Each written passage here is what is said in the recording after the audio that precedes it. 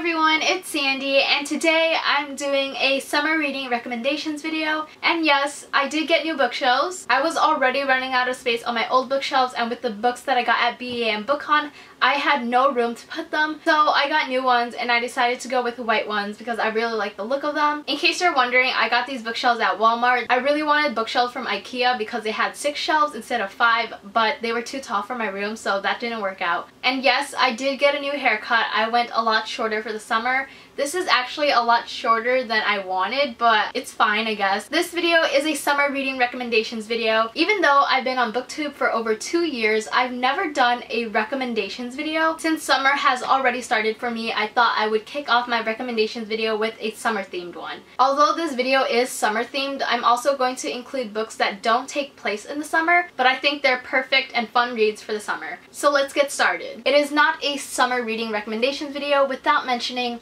Morgan Matson. Here are 4 books that she has written. Her newest one is The Unexpected Everything, and this is one that I'm actually currently reading right now. I'm about 100 pages into it and I am liking it so far, so I'm really excited to see where the story goes. However, my favorite Morgan Matson book is Since You've Been Gone. This book follows Emily, who is a very quiet person, and she has a best friend named Sloane who is very daring, and one day Sloane just completely disappears. She doesn't let Emily know where she has gone to. The only thing that Sloane leaves behind is a list of tasks for Emily to complete, and everything on this list are things that Emily normally would never do because it's completely out of her comfort zone. So throughout this book, you just see Emily slowly coming out of her comfort zone and completing these tasks. There are a lot of fun things in her books, but there are also serious things in her book too, and I really love that about her writing and her characters.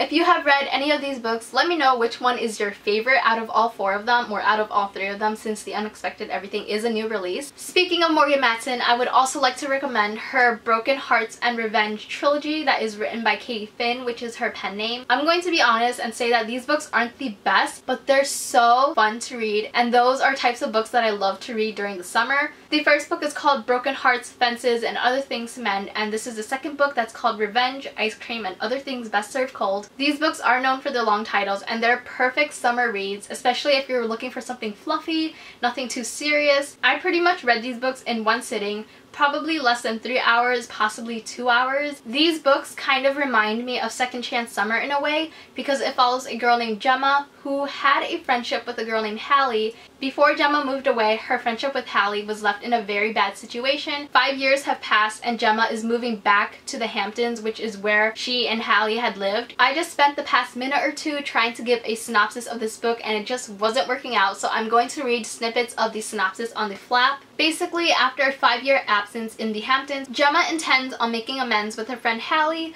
but a small case of mistaken identity causes the people she knew years ago, including Hallie and her dreamy brother Josh, to believe she's someone else. There's a lot of secrets, sabotage, revenge in these books, and those are types of things that make me really nervous and anxious, but I think they're really fun to read, perfect to read by the beach because you will fly through them. Another recommendation that takes place during the summer is the Summer Solstice series by K.K. Allen. The Summer Solstice Enchanted is the first book in this trilogy. I actually have a video reviewing these books, which I will link down below. This book follows a girl named Kat who moves in with her grandmother after her mother unexpectedly passes away. During the days leading up to her 16th birthday, she's experiencing a lot of dreams and visions that really don't make sense, and on the day of her 16th birthday she learns something about her family that her mother has kept from her. These books have to do with Greek mythology, and I love how the author incorporated that into her story. These are the types of books that you will pick up, you read, and you can't put it down because you want to know what happens next. My next recommendation is Let's Get Lost by Adi El-Sayed. I can't remember if this book actually takes place during the summer, but it is a road trip book, which is great because I know many people go on road trips during the summer. This book follows a girl named Layla who is on a road trip to go see the Northern Lights, and as she's making her way throughout the country, she comes across 4 different people, and you get to see her story through their perspective. I love the way this book is structured, and I love seeing how